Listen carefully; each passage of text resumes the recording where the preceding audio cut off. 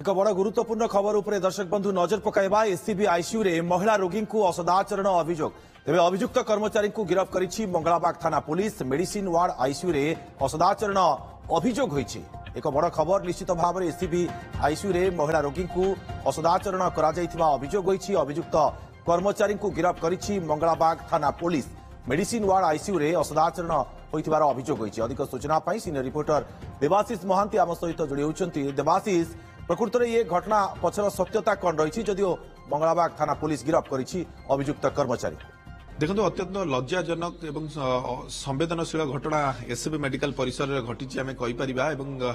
जितेबाला रोगी जनक आसूची SCB medical treatment होगापी से असदाचरण शिकार होउची एवं याठारू लज्जाजनक घटना बोधे हुए आउ किछि होई न पारे।